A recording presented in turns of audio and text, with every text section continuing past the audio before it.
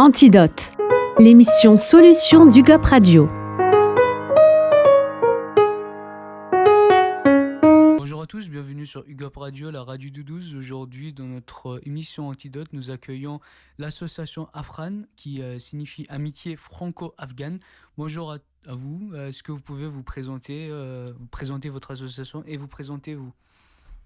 Je vous remercie beaucoup de m'accueillir et donc de me permettre de présenter l'association. Donc moi je m'appelle Frédéric Pinto, je suis responsable administratif et financier donc à Afran Amitié Franco-Afghane. Si vous permettez, je commence par me présenter moi. Oui. Donc j'ai passé 2 ans en Afghanistan entre 2011 et 2013. J'étais coordinateur de projet pour cette même association. Et j'ai repris ici à Paris, donc dans notre local, dans nos bureaux qui se trouvent passage de la Main d'Or dans le 11e à la limite du 12e, à Le Dru-Rollin, en 2015. Donc ça fait 10 ans déjà que j'ai repris. Pour l'association, donc l'histoire est plus ancienne.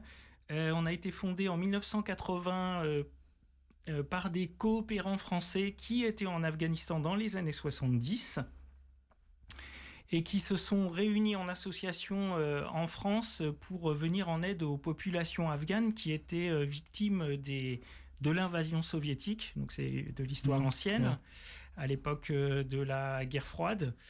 Les premières actions d'Afran étaient d'abord au Pakistan, auprès des nombreux réfugiés afghans qui s'étaient réfugiés au Pakistan. Ils sont réfugiés aussi en Iran, etc. Mais nous, on est intervenu à Peshawar et ensuite on est rentré à l'intérieur du pays. Donc certains nous on les appelle missionnaires. Nos missionnaires rentraient dans le pays avec des moudjahidines, des résistants contre l'invasion soviétique pour aller aider des villages. Donc c'était la guerre contre les soviétiques. Donc par exemple, mon président qui s'appelle Éric Lavertu a fait quelques missions de cette manière, en marchant dans la montagne, en évitant au maximum les armées russes et les avions russes pour aller atteindre les populations et distribuer de l'aide d'urgence. Donc les premières actions étaient de l'aide d'urgence. La toute première, c'était de la distribution de nourriture. Et puis après, on s'est dit que c'était mieux d'apporter de l'argent, c'était plus facile. Voilà. Donc pour la première partie de nos missions dans les années 80, la guerre s'arrête en 1989. C'est le retrait des troupes soviétiques. Je ne fais pas un cours d'histoire, hein, mais... et vous me coupez quand vous voulez. Non, c'est très intéressant. C'est juste pour... l'association, elle a été créée dans les années 80. Comme vous êtes en train de dire, l'Afghanistan, elle a une histoire incroyable. Elle a eu plein d'invasions. Et donc, je pense que la population, elle avait besoin d'aide. Est-ce que vous, par exemple, vous avez dit que vous étiez en Afghanistan en 2011, c'est ça? 2011. Et est-ce que, par exemple, avec les Soviétiques, les Américains, quelles séquelles la population a sur place et comment vous apportez de l'aide après? Est-ce que c'est humanitaire? Est-ce que c'est du ravitaillement de nourriture ou psychologique? Comment vous apportez de l'aide à ces populations? Voilà, c'est une vaste question. Alors... Déjà, vous insistez sur le fait que le pays est en guerre depuis longtemps, depuis au moins 79. On ne rentre pas dans les détails, mais c'est avant. J'ajoute à ce que vous avez dit que juste après le retrait des forces soviétiques, qui était la première ou deuxième armée mondiale, quand même, qui a été vaincue par les résistants afghans, avec l'aide du Pakistan et bien sûr des États-Unis derrière dans le cadre de la guerre froide. Mais donc, dans la suite de cette victoire contre les Soviétiques, rapidement les choses vont mal tourner. Parce que l'ensemble des chefs de guerre vont pas s'entendre et va s'en suivre, pas tout de suite après, mais va s'en suivre une guerre civile terrible qui va faire que Kaboul, on dit que Kaboul est rasé à 50%. Quand la première génération des talibans arrive, ils arrivent dans un Kaboul, il n'y a plus les chefs de guerre, ils se sont retirés, et ils arrivent dans un pays qui est dévasté, en fait. Donc, pour répondre à votre première partie de question, malheureusement, les Afghans, quelque part, ne connaissent non connu que la guerre, à part que pour les anciens, et aussi la guerre civile. C'est ce qui est terrible, c'est-à-dire que pour que le pays retrouve réellement la paix, il faudrait qu'il y ait un travail sur la réconciliation des communautés, etc., sur un regard historique, un travail de justice qui soit fait par rapport à tout ce qui s'est passé, en fait. Donc ça, c'est la première partie de votre question. Alors nous, on n'intervient pas sur ces questions-là. Donc comme je le disais, dans un premier temps, on a mené des actions d'urgence. Ensuite...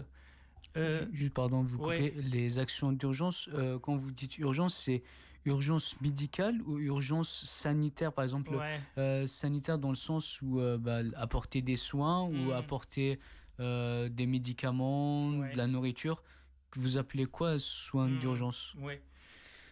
Bon, ces périodes-là, je les maîtrise un peu moins bien, les périodes héroïques, mais je vous ai dit... Pas forcément les périodes, je ne vous parle pas de une période particulière, c'est plus vos missions, même après, vous, quand vous êtes allé en 2011, pas forcément à l'époque soviétique ou américaine, pas forcément daté dans une période historique, mais en général. Bon. Quand moi je suis arrivé, on faisait plus d'urgence. Mais avant, si. Avant, on faisait plutôt distribution alimentaire ou distribution d'argent, de cash, pour que les gens qui sont en extrême difficulté puissent choisir ce dont ils ont le plus besoin. Soit des médicaments, soit du combustible pour se chauffer, parce que je rappelle que l'Afghanistan, une grosse partie de l'Afghanistan est extrêmement montagneuse, à savoir c'est le prolongement de l'Himalaya, c'est l'Hindu Kush. Et dans les vallées, on peut atteindre 3000 mètres d'altitude. Alors, je ne parle pas des sommets qui sont... Voilà. Et après, petit à petit, on a glissé vers du développement. Je vais assez vite parce qu'on n'a pas trop de temps. Donc, en 2001, donc, c'est la chute de la première génération, on va dire, des talibans, avec l'intervention, vous en avez parlé, des États-Unis, mais pas que. Il y avait aussi l'armée française. Anglaise aussi. Anglaise, très impliquée, etc. Nous, entre 2001 et 2021, avec le retour des talibans, on s'est spécialisé vraiment sur l'éducation et le soutien au système éducatif. À la fin, donc les talibans sont revenus le 15 août 2021. À ce moment-là, on soutenait 48 écoles publiques. On soutenait 48 écoles publiques dans différentes parties de l'Afghanistan. Et j'insiste que, je ne l'ai pas dit, et ça répondait un peu à votre première question, on s'est toujours attaché à ne pas intervenir auprès d'une seule communauté. On a toujours eu pour volonté d'intervenir auprès de plusieurs communautés, de manière à avoir un rapport, une certaine neutralité.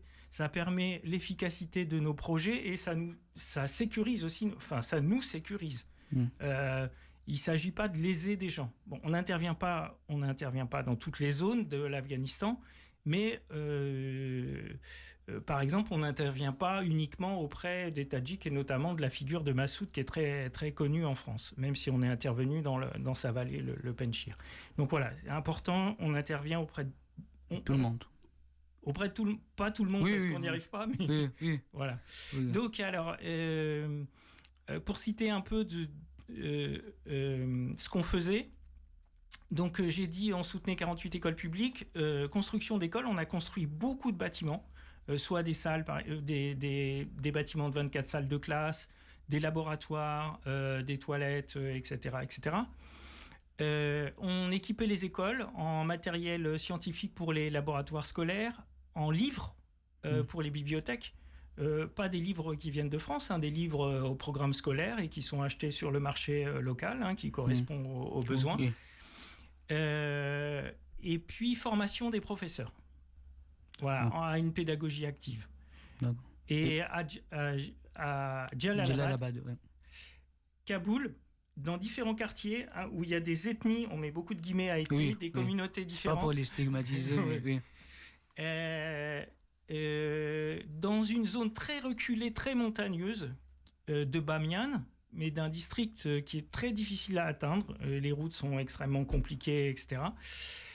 Et puis, j'oublie quoi? À Charikar, qui est moins connu, à Parwan, à 1 heure au nord de Kaboul. Voilà. Après, ponctuellement, à Herat. Voilà. D'accord. Et juste, toutes ces actions, ça a un prix. Donc, vous avez des aides de l'État français et peut-être des aides des régions. Comment est-ce que vous gérez ces aides-là, vu que quand j'ai parlé avec vous hors plateau, vous m'avez dit qu'il y a il y a un service ici en France pour des aides à apprendre le français et surtout sur place. Et aujourd'hui, comment vous arrivez à gérer financièrement et aussi comment vous arrivez à gérer les aides alors que les talibans sont au pouvoir? Est-ce que vous travaillez je dirais pas en collaboration, mais leur accord sur place? C'est une vaste question. Parce que c'est un sujet très important. 20 minutes, c'est un peu dur de parler. Je vous invite une prochaine fois si vous voulez revenir. Alors, sur la partie financement d'abord. Bon, on a des financements depuis très longtemps du ministère des Affaires étrangères sous plusieurs guichets, on va dire. Le premier guichet, c'est la Banque de développement française qui gère une bonne partie de l'aide au développement de la France vers d'autres pays, les pays qui en ont besoin, qui s'appelle l'Agence française de développement. Donc ça, on a un financement relativement important pour nos projets. Juste au passage, je dis que l'Agence française de développement finance un projet qui est très particulier, que je n'ai pas décrit, qui est un projet de formation des professeurs, mais depuis la France, mené par mes collègues afghans qui ont obtenu un visa et qui sont maintenant en France. C'était mes collègues qui formaient les professeurs en Afghanistan, et maintenant ils le font aussi depuis la France, via Internet. D'accord. Donc l'Agence française de développement, elle finance ce projet, parce qu'elle ne financerait pas, et ça répond à votre question, elle ne financerait pas, il faudrait voir, mais elle ne financerait pas un projet qui serait mené directement en Afghanistan. Elle ne souhaite pas, enfin, peut-être faut nuancer tout ce que je dis, mais elle ne souhaite pas qu'il y ait de l'argent qui soit envoyé en Afghanistan. Donc ça répond à votre question. Oui. Donc il n'y a pas forcément une collaboration, ça se fait... attendez, si. Parce que ça, c'est pour la partie formation à distance. D'accord. Moi, j'utilise pas le mot collaboration. Oui, oui. Après... mais par contre, donc nos projets aujourd'hui, j'ai parlé du premier volet, formation à distance. On met par exemple sur Internet des vidéos sur YouTube, des vidéos, des expériences scientifiques très simples à réaliser, avec une bouteille d'eau, etc., pour, par exemple, expliquer la dilatation de l'air. Bon, voilà. Donc ça, j'oublie ça pour aller vite. Deuxième, il y a nos actions qu'on mène actuellement sur place légalement. D'accord. Légalement, on a fait de la distribution alimentaire, donc on est revenu à nos premières actions d'urgence depuis le 15 août 2021, donc depuis le retour des talibans, parce que la situation humanitaire est tragique en fait. Économiquement, le pays s'est écroulé, parce que le pays... était sous perfusion. 80% du budget de l'État venait de l'aide internationale. Et avec l'arrivée du budget de l'État, avec l'arrivée des talibans, l'aide internationale vers l'État s'est arrêtée. L'aide internationale s'est concentrée sur les ONG, d'une autre façon, sur l'urgence.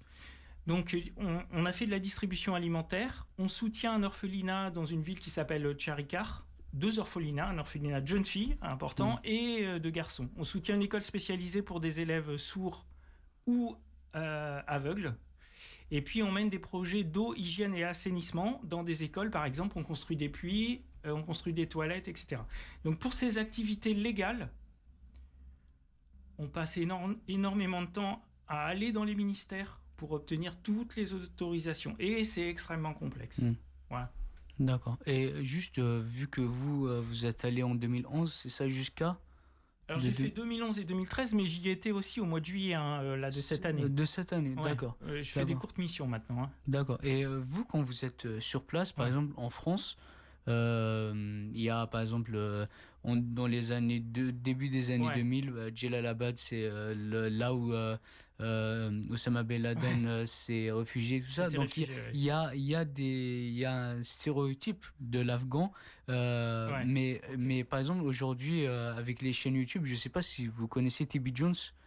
C'est un YouTuber, il est parti en Afghanistan du tourisme, mais accompagné des talibans, des gens qui sont en collaboration avec eux, donc qui montrent une bonne image de l'Afghanistan. Vous qui êtes sur place, est-ce que vous pensez que c'est bien de montrer le vrai visage des talibans, de l'Afghanistan, pas forcément des talibans, mais de la population, comment elle vit? Est-ce que ça vous aide dans vos missions d'améliorer l'image de l'Afghanistan qui a été détériorée depuis presque 70 ans de guerre? YouTuber là, il est un peu instrumentalisé en fait. Oui, après, on va pas rentrer dans le volet politique. Non, mais bon. À titre personnel, moi je pense qu'il ne faut pas montrer uniquement les choses qui ne vont pas en Afghanistan. Il ne faut pas parler que des méchants barbus qui appliquent la charia, etc. Il faut présenter la réalité en fait. Je pense quand on mène un travail humanitaire, il faut d'abord avoir un bon diagnostic des besoins et de la réalité et du contexte en fait. Donc, alors pour répondre d'une manière synthétique et qui, je pense, va intéresser. Il y a tout ce qu'on sait sur les talibans, c'est-à-dire ils ont interdit aux jeunes filles en mars 2022 d'aller à l'école, les jeunes après le niveau primaire, donc plus de 12 ans. Donc ça, c'est assez terrible. Mais il y a aussi une société qui résiste. Oui. Alors, elle ne résiste pas en allant manifester, sauf exception, ou en prenant les armes, etc. Mais elle résiste. Donc, suite à cette interdiction, partout dans l'Afghanistan, des gens, des hommes et des femmes, ont dit nous, on va quand même donner de l'éducation aux jeunes filles. Se sont créées plein d'écoles informelles. C'est parfois clandestines dans certaines régions un peu très traditionnalistes, on va dire. Et parfois, c'est très connu, en fait. Il y a vraiment des écoles, et parfois, les talibans visitent ces écoles. On va dire qu'ils les tolèrent, on va mettre beaucoup de guillemets, parce que les talibans, on ne peut pas dire qu'ils sont tolérants. Voilà, ça répond à votre question, je pense. Oui, c'est ça. Donc, vous, l'association, elle va forcément continuer ses actions. Est-ce que vous avez, vous personnellement, peut-être planifié un voyage? Est-ce que c'est quoi les futures missions, même s'il y a des missions, comme vous avez dit, des puits, des écoles, est-ce que ça continue sur place? Et comment vous voyez l'avenir de l'association et des aides apportées sur place? Nous, on a obtenu des financements pour mener des projets. Donc la question, c'est comment on arrive à mettre en œuvre nos projets.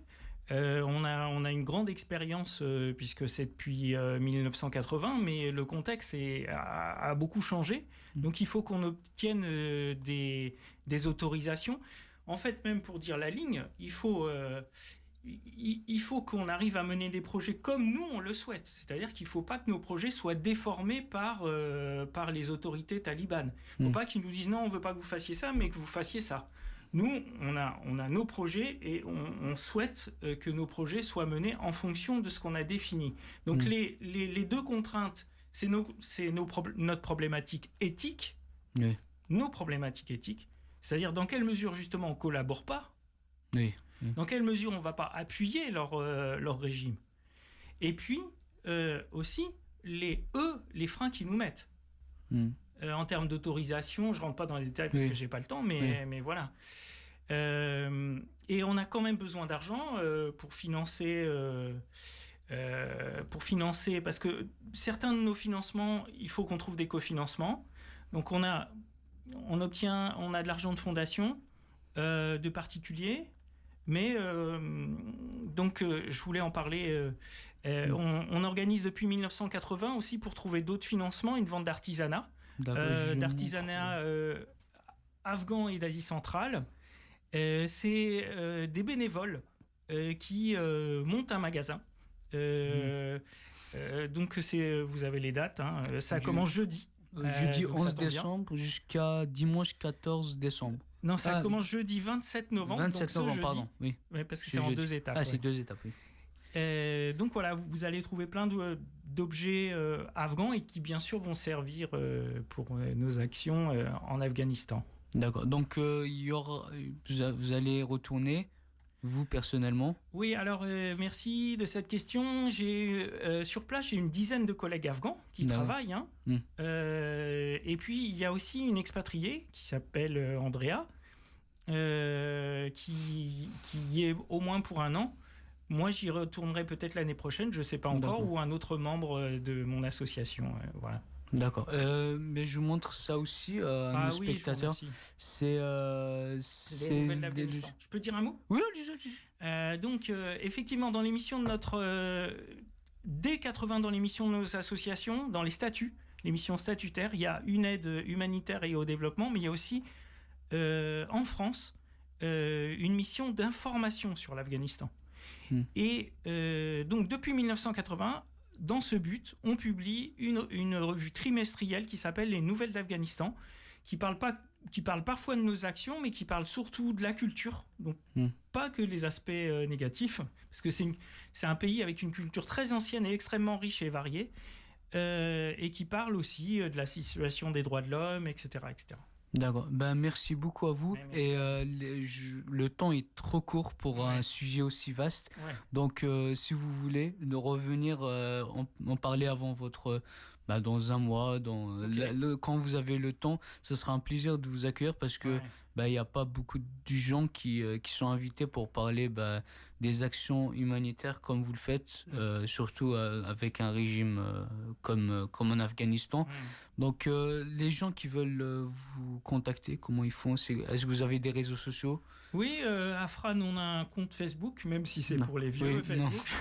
Ça continue à marcher. On a un site, Afran. D'accord. Et puis, on est 16 passages de la Main d'Or. Vous pouvez venir à la vente d'artisanat et vous serez renseigné également sur nos actions. D'accord. Merci beaucoup à vous. Merci à vous, auditeurs du GOP Radio. Et vous pouvez nous suivre sur nos réseaux sociaux. Antidote, l'émission Solutions du GOP Radio.